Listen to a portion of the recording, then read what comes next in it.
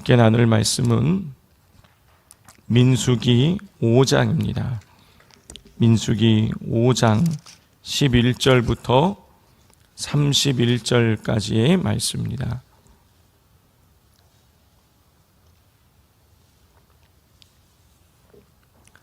자, 민수기 5장 11절부터 31절까지의 말씀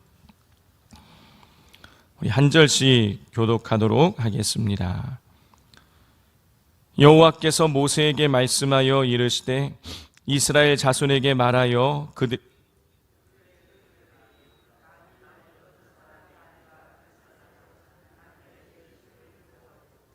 한 남자가 그 여자와 동침하였으나 그의 남편의 눈에 숨겨 드러나지 아니하였고 그 여자의 더러워진 일에 증인도 없고 그가 잡히지도 아니하였어도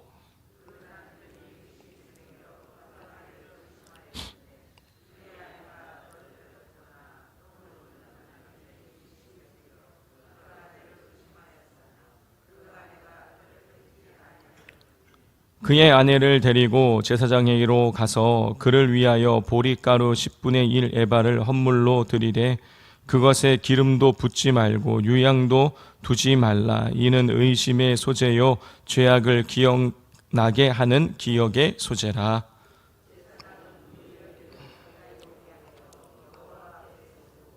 토기에 거룩한 물을 담고 성막 바닥에 티끌을 취하여 물에 넣고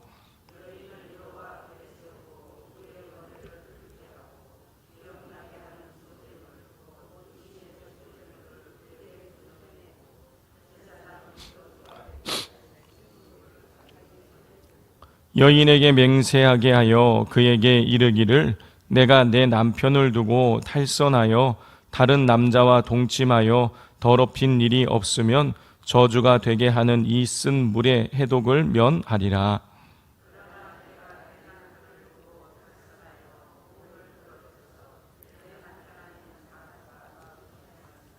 제사장이 그 여인에게 저주의 맹세를 하게 하고 그 여인에게 말할지니라. 여호와께서 내 넓적다리가 마르고 내 배가 부어서 내가 내 백성 중에 저주거리 맹세거리가 되게 하실지라.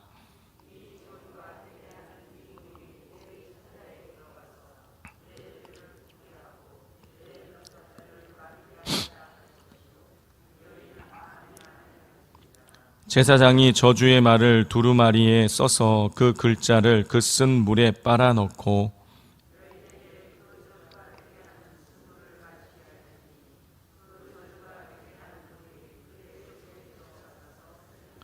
제사장이 먼저 그 여인의 손에서 의심의 소재물을 취하여 그 소재물을 여호와 앞에 흔들고 제단으로 가지고 가서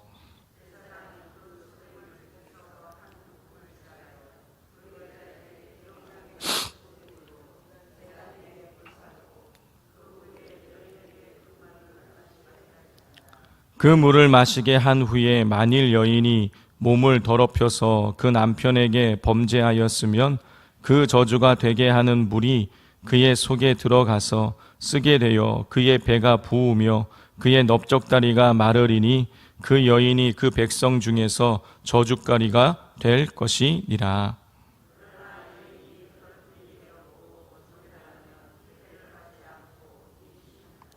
이는 의심의 법이니 아내가 그의 남편을 두고 탈선하여 더럽힌 때나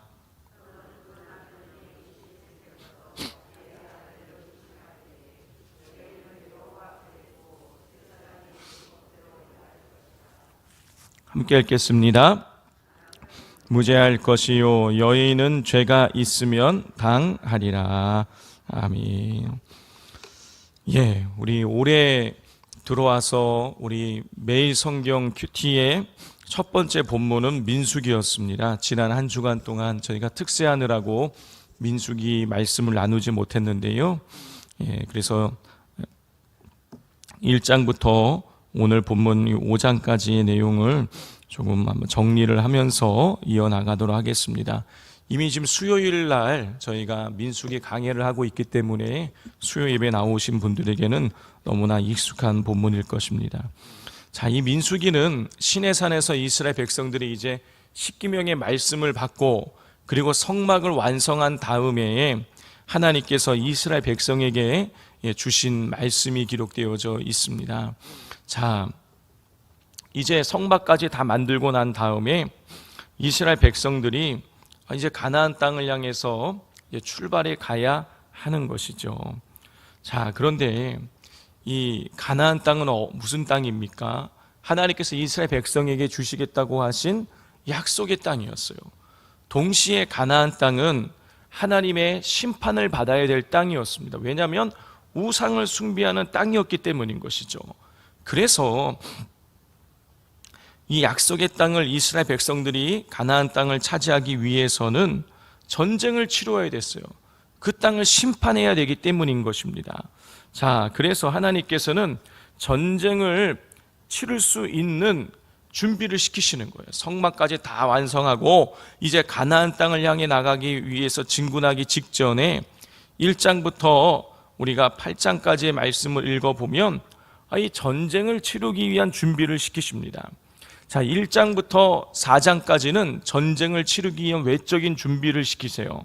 자, 1장에서는 20세 이상으로 전쟁에 나갈 만한 사람의 숫자를 계수하게 하시고 2장에서는 그 숫자를 이스라엘 전체의 12지파를 동서남북 어디에 진을 쳐야 되는지 그 진의 진영의 그 모습을 알려주고 계세요. 자, 그리고 3장 4장에서는 이스라엘 백성들이 이제 그 12지파가 동서남북에 위치를 하는데 그 가장 중간에서 성막을 쳤다 접었다 하면서 해야 될 레위 지파의 인구수를 계수하게 하시는 거예요. 자, 이렇게 해서 전쟁을 치를 수 있는 이 외적인 준비를 하는 것입니다. 자, 그리고 나서 이제 내적인 준비를 시키세요. 오늘 본문 이 5장을 보면 이스라엘 전체에 내적인 준비를 시키시는데 1절부터 10절까지의 말씀을 보면 두 가지 준비를 시킵니다. 오늘 본문은 아니지만 이어서 우리가 생각을 해보자면 첫 번째는요, 부정한 사람을 처리하는 방법이에요. 우리 2절과 3절 말씀을 같이 한번 읽어보도록 하겠습니다. 시작. 이스라엘 자손에게 명령하여 모든 나병 환자와 유출증이 있는 자와 죽음으로 부정하게 된 자를 다 진영으로 밖으로 내보내되 남녀를 막론하고 다 진영 밖으로 내보내어 그들이 진영을 더럽히게 하지 말라. 내가 그 진영 가운데 거하느니라 하시매. 하나님께서는 이 나병 환자, 유출증이 있는 자, 죽은 시체를 만짐으로 부정하게 된 자들을 진영 밖으로 내보내라고 말씀하십니다. 그 이유가 무엇이냐면 그 진영 안에 이 12지파가 동서남북으로 진을 치고 있는 이 진영 안에는 뭐가 있는 것입니까? 하나님이 거하고 계시는 거예요. 이 진영 안에는 하나님이 거하시기 때문에 이렇게 부정한 자들, 나병 환자, 유출증이 있는 자, 죽은 시체를 만져서 부정하게 된 자들은 다 내보내라는 거예요. 왜 내보내야 되는 것입니까? 이 부정한 자들이 이스라엘 진영 안에 있게 되면 이스라엘 전체의 부정이 번져 나가기 때문인 것이에요. 그래서 이들을 추방시키는 것이죠. 그래서 이스라엘 진영 자체 안에 이스라엘 백성 전체가 이 죄로 인하여서 부정으로 인하여서 물들지 않게 만들기 위해서 하나님께서 이 부정한 자들을 내보내라고 하시는 거예요. 두 번째로 하나님께서 또 말씀하신 것은 뭐냐면 재산상의 손해를 끼친 경우에 적용되는 손해배상법에 대해서 말씀하셨어요. 우리 6절부터 8절까지를 교독해 보겠습니다. 이스라엘 자손에게 이르라. 남자나 여자나 사람들이 범하는 죄를 범하여 여호와께 거역함으로 죄를 지으면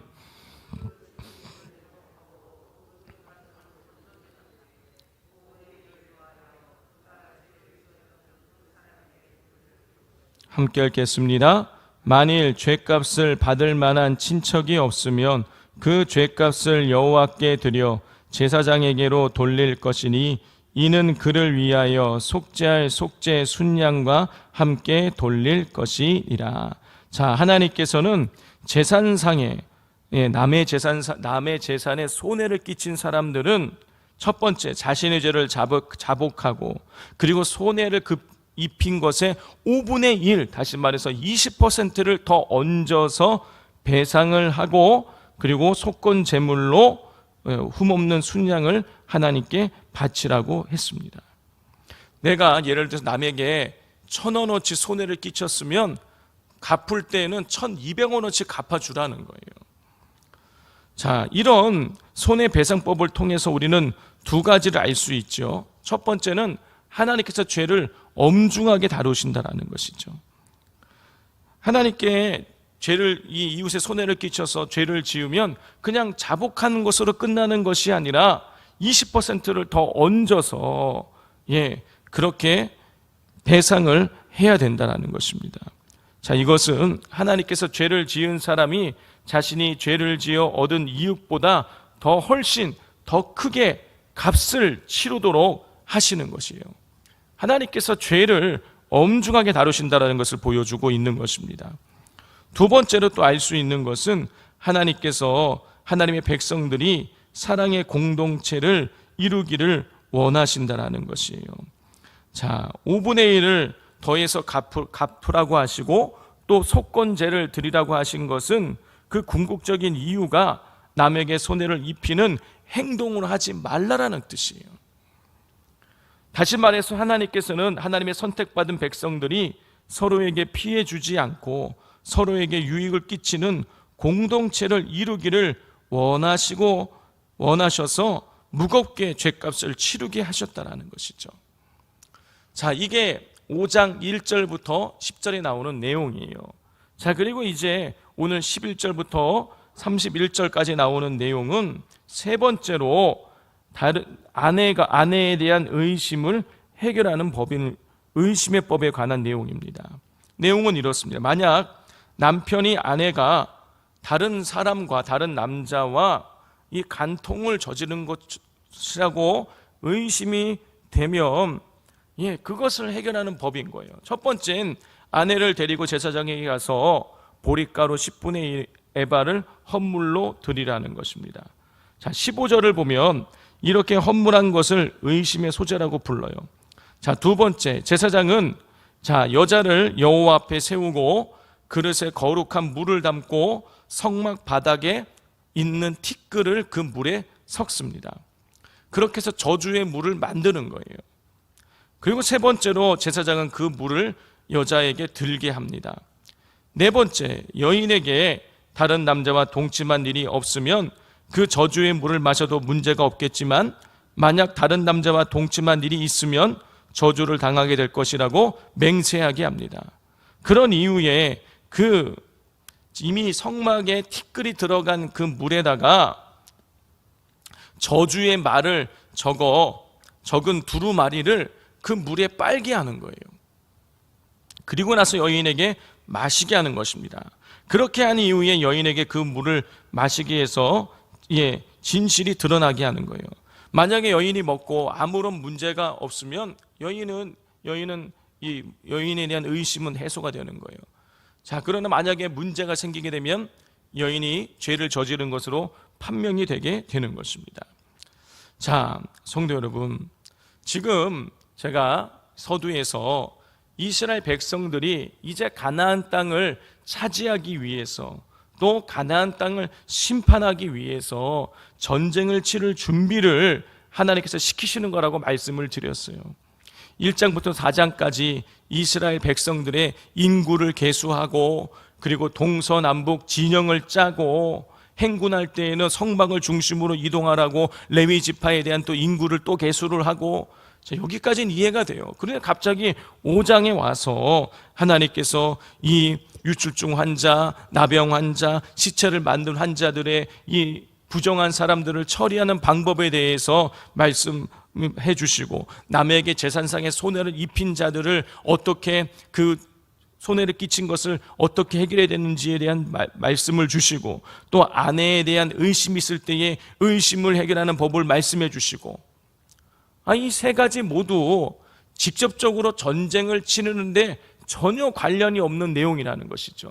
그런데 하나님께서 이 인구 계수가 끝나자마자 하나님께서 이 부정한 사람의 이 부정을 해결하는 방법, 죄를 해결하는 방법, 아내를 의심이 되었을 때 해결하는 방법을 하나님께서 말씀하고 계시다라는 것이죠. 이런 말씀을 왜 주셨냐? 이유가 있는 거예요. 성도 여러분, 만약에 공동체 내에 이 죄가 있게 되면 이 죄로 인해서 하나님과 멀어지기 때문이에요. 하나님과 멀어지면 이스라엘 백성들이 능력으로는 가나안 땅을 차지할 수 없는 거예요. 그래서 하나님께서는요, 죄의 문제를 해결하는 방법에 대해서 말씀해 주고 계시는 거예요.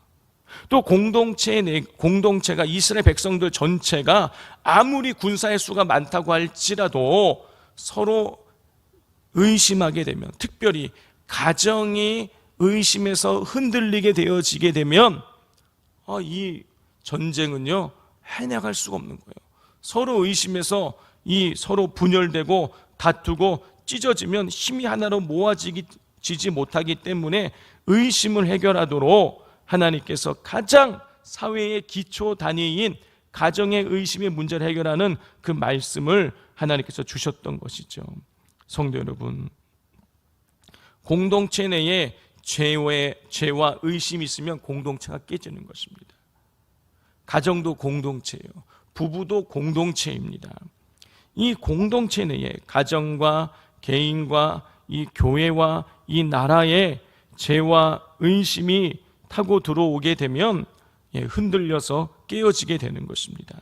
그러므로 우리는 이 죄와 의심이 우리의 삶에 틈타지 못하도록 항상 깨어 있어야 되는 거예요. 죄와 의심이 우리의 삶에 타고 들어오게 되면 우리의 삶이 흔들리고 깨어지는 것이기 때문인 것이죠. 그러므로 날마다 죄와 의심이 틈타지 못하도록 항상 깨어서 말씀에 굳건히 서서 깨어 기도하실 수 있는 우리 성도님들 되실 수 있기를 바랍니다. 이 시간 우리 같이 기도하기를 원합니다. 이 시간 기도하실 때에 우리 하나님께서 우리 산돌교회 안에, 또한 우리 남선교회 여전도의 안에, 우리의 가정 안에, 우리의 삶 속에 하나님 죄가 틈타지 못하도록 역사해 달라고, 죄로부터 우리의 마음과 생각을 지켜나갈 수 있게 해달라고 기도해 주시고, 또 의심이 틈타지 못하도록 해달라고, 이 의심의 악한 이 우리를 흔드는 이 죄와 의심이 우리 삶 속에 틈타지 못하도록 우리가 성령의 충만함을 허락해 달라고 기도해 주시고, 또 이번 주 금요일 토요일에 꿈샘학교 겨울 수련회가 있습니다. 겨울 수련회를 통하여서 어린 심령들이 복음을 듣게 하시고 예수님 만나는 은혜와 감격을 누릴 수 있게 해달라고 위에서 기도해 주시고, 한 주간 동안 이루어지는 새벽 기도회와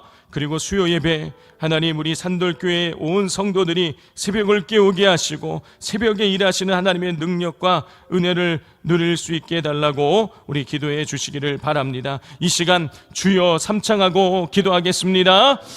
주여, 주여, 주여.